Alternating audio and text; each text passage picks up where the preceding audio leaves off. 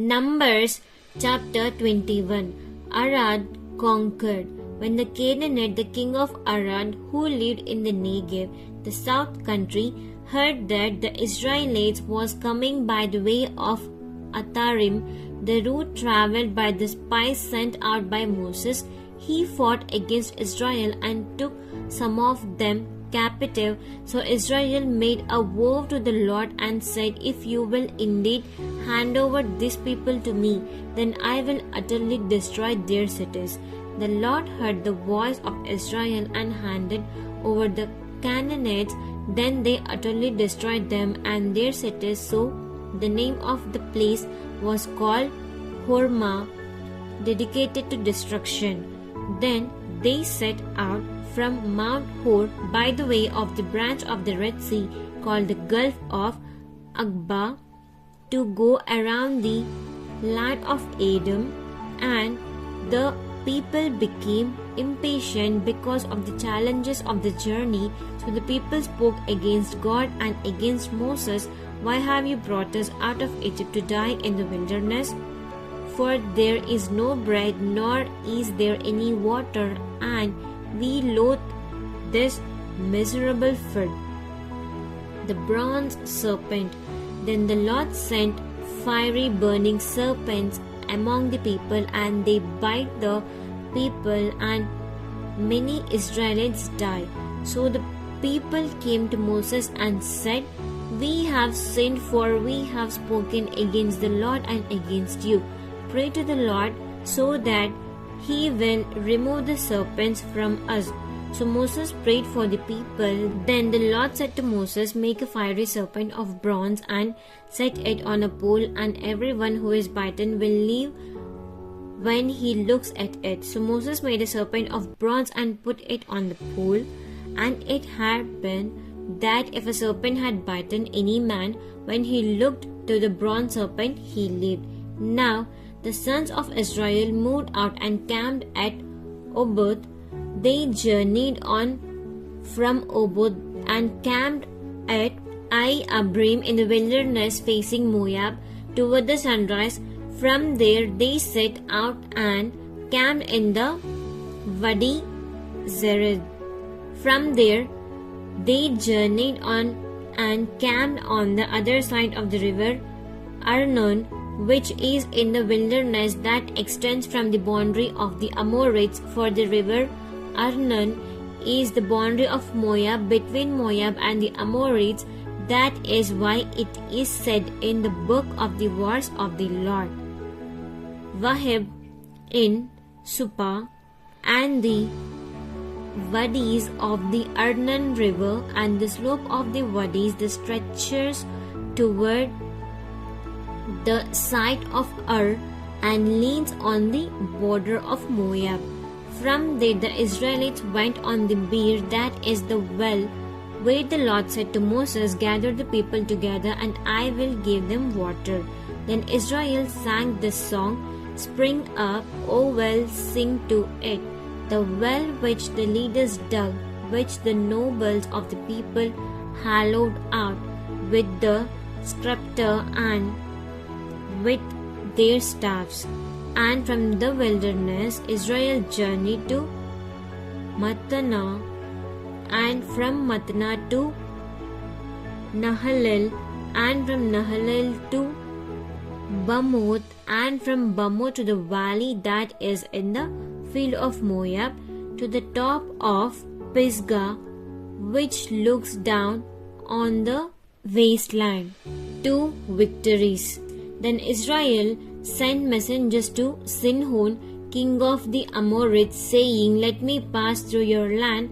We will not turn away from the road into field or vineyard. We will not drink the water of the wells. We will go by the king's highway until we have crossed your border." But Sihon would not allow Israel to pass through his border. Instead, Sihon gathered all his people together and went out against Israel into the wilderness and came to Zahaz, and he fought against Israel. Then Israel struck the king of the Amorites with the edge of the sword and took possession of his land from the Arnon to the Zabuk. As far as the Ammonites, for the boundary of the Ammonites was strong, Israel took all these cities and settled in all the cities of the Amorites in Heshbon and in all its towns, for Heshbon was the city of Sihon, king of the Amorites, who had fought against the former king of Moab and had taken all his land out of his land, as far as the Arnon. That is why those who use Proverbs say, "Come to Heshbon, let the city of Sihon be built and established. For fire has gone out of Heshbon, a flame from the city of Sihon, it devoured Ar of Moab, and the lords of the heights of the Arnon. Woe, judgment is coming to you, Moab. You are destroyed, O people of the god Chemosh. Moab has given his sons as fugitives, that is, survivors of battle, and his daughters into captive to Sihon, king of Amorites. We have shot them down with arrows. Heshbon is destroyed as far as Dibon, as we have laid them waste as far as Nopha, which reaches to Medeba. Thus Israel settled in the land of Amorites. Now Moses sent men to spy out Zazer, and they overthrew its villages and dispossessed the Amorites who were there. Then they turned and went up by the way of Bashan, and Og the king of Bashan went out against them, he and all his people, to battle at Edrei. But the Lord said to Moses, "Do not fear him, for I have handed over him and all his people and his land to you, and you shall do to him just as you did to Sihon king of Amorites, who lived at Heshbon." So the sons of Israel killed Og and his sons and all his people, until there was no survivor left to him, and they took possession of his land.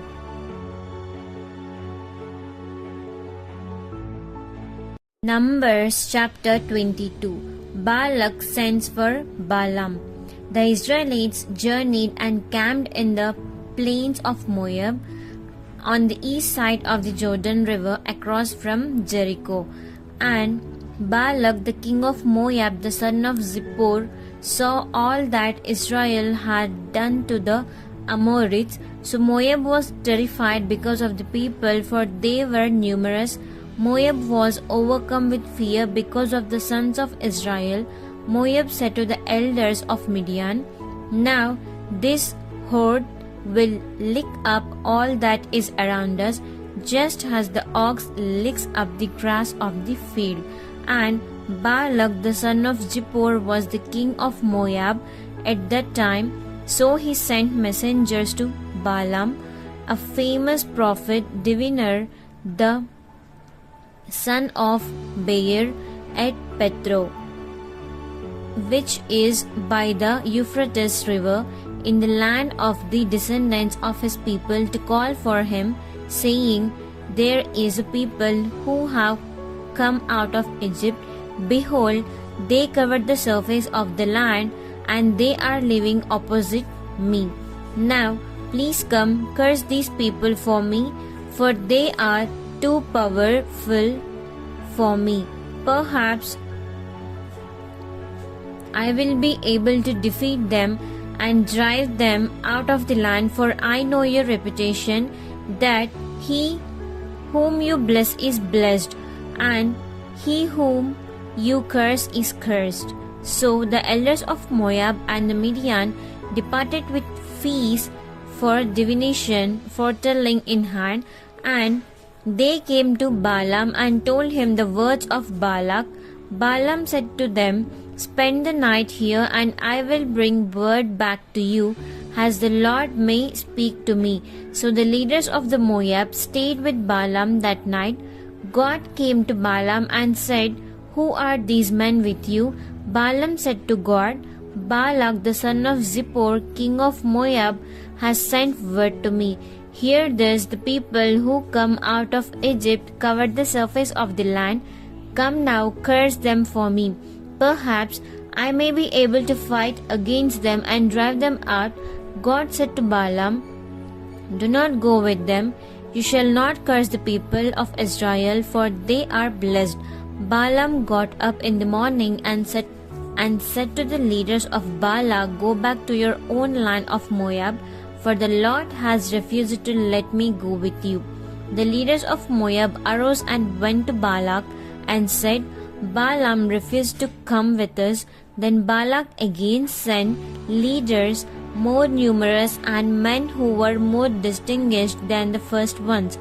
They came to Balaam and said to him, thus says Balak the son of Zippor, I beg you, let nothing hinder you from coming to me, for I will give you a very great honor and I will do whatever you tell me. So please come curse these people of Israel for me. Balaam answered the servants of Balak, even if Balak were to give me his house full of silver and gold, I could not do anything, either small or great, contrary to the command of the Lord my God. Now please you also stay here tonight, and I will find out what else the Lord will say to me. God came to Balaam at night and said to him, if the men have come to call you, get up and go with them, but you shall still do only what I tell you. So Balaam got up in the morning and